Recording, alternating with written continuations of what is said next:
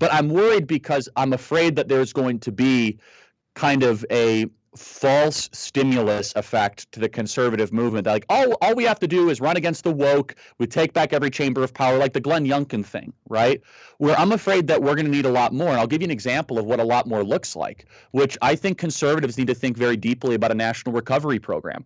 I think that this country has been so severely damaged by unelected bureaucrats, especially young people, most suicidal, drug addicted, alcohol addicted, most anxious, depressed, medicated generation in history, that I think there needs to be an intergenerational apology to try to get this generation back on track. And I'm not saying massive government programs or some sort of climate core like AOC wants, but I think we should try to make it easier to try to have conservatizing events. And the three conservatizing events, if you will just accept the term, is to own property, to get married and have kids. And hopefully a nice fourth one is have a job that means something to you, right? That isn't like a minimum wage job or some sort of woke social media manager for Goldman Sachs or whatever, right? Do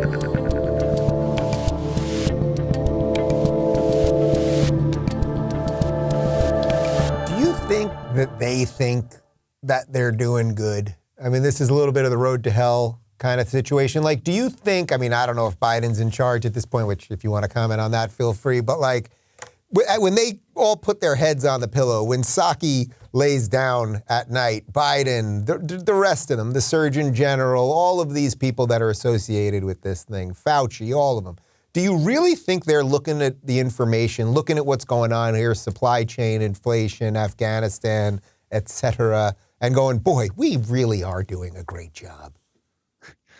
Man, you ask good questions. I got to tell you, I ask questions too every day, and it's a great question because I get this all the time. And people say, "What is the motive?" Right? How do they judge success? Like, what does the whiteboard look like in the outer room of the Oval? Right? Like, are we going towards the mission accomplished, or are we getting further away from it? And this is a hard thing for some people on the center right or people that love the Constitution to admit. It's not hard for me to admit, because I kind of understand the left really well. I think they're right on schedule for what they want. And I really do believe that they want to be a willing participant in the World Economic Forum Great Reset. You mentioned it, a little bit sarcastically earlier, but you and I both know this is a very real agenda, which is it's a borderless legit. society. I just did an hour with Glenn Beck on it. Yeah, and I think that in order to get there, you have to first make America no longer a superpower. And that doesn't mean you have to kill everybody, right? I mean, I think there's some extremes people can take towards describing this, but you definitely have to destroy our currency. You have to deteriorate our sovereignty. You have to erode the national will. And then also you have to create mass uncertainty as to what it means to be an American. And the person that's probably done the best job of this is Nikole Hannah-Jones from the 1619 Project. It's something we talk about every single day at Turning Point USA, which is if you can't tell an agreed upon American story, then you just don't have a country. I mean, it's such polar opposites where you and I would look at the American founding as a heroic breakthrough of the human story, where Nikole Hannah-Jones looks at it as a regressive moment in the human story. There really isn't much in common from that point forward, right? When you can't agree on the Federalist Papers, the Declaration, the Constitution, the Bill of Rights. And so I believe that the people in charge, from Ron Klain to Biden, they might have their own little kind of wrinkles of where they think the country should go, but it's definitely in a place where they want to de-emphasize America's role in the world. They want to weaken America, and they think the world will be better because of it. This is the most important thing, though, is that, I mean, in the beginning of Aristotle's Ethics, there's this incredible line that is hotly debated, which is all human action points towards some good. Now, you take out the mentally and politically insane from that, but really what he's getting at is that more evil has been done under people believing that they're doing good than anything else.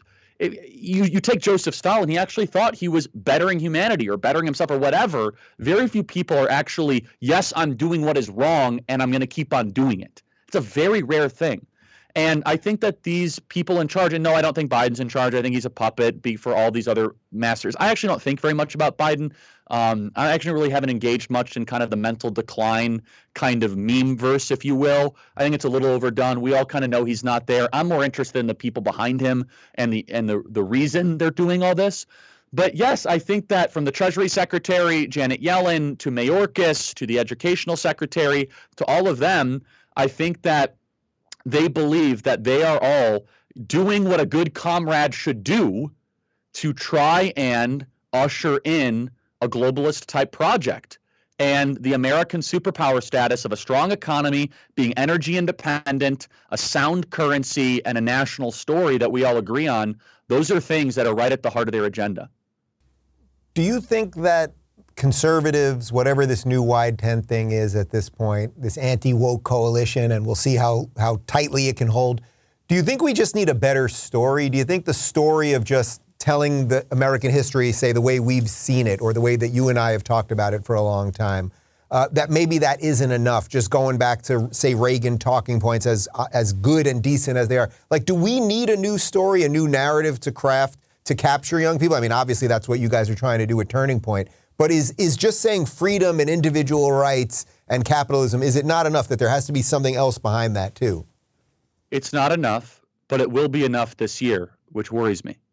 It will be enough to take back power for Republicans and defeat the woke just to run against the woke. They're so unpopular. They're so awful at governing. And that's the thing, Dave, is that not only do they have bad ideas, they're actually bad at executing their bad ideas. I mean, it's like the worst possible, thank God, kind of maybe combination. Well, no, that's the thing where I got in this debate the other day and someone says, Charlie, we need more technology in government so they can be more efficient. I'm like, I'm actually really glad that they're slow.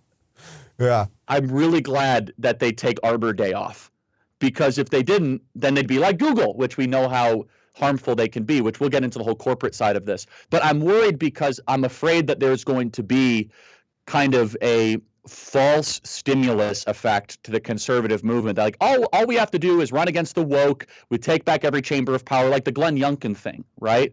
Where I'm afraid that we're going to need a lot more. And I'll give you an example of what a lot more looks like, which I think conservatives need to think very deeply about a national recovery program. I think that this country has been so severely damaged by unelected bureaucrats, especially young people, most suicidal, drug addicted, alcohol addicted, most anxious, depressed, medicated generation in history, that I think there needs to be an intergenerational apology to try to get this generation back on track. And I'm not saying massive government programs or some sort of climate core like AOC wants, but I think we should try to make it easier to try to have conservatizing events. And the three conservatizing events, if you will just accept the term, is to own property, to get married and have kids. And hopefully a nice fourth one is have a job that means something to you, right? That isn't like a minimum wage job or some sort of woke social media manager for Goldman Sachs or whatever, right? Those four things are harder than ever for this generation to grab onto. And I think that we need to have pro-market-based conversations outside of just kind of the immediate muscle memory of the dogma of the kind of ghosts of Reagan past, and say, how do we make it easier for a 28-year-old that's $100,000 in student loan debt, that was locked down for a couple years, right, is really demoralized, might be on an unnecessary regimen of antidepressants? How do we make it easier for them to break through and buy, quote-unquote, equity in the American project, right? Because that actually is a really good thing for the country. People don't burn down Wendy's if they have a mortgage.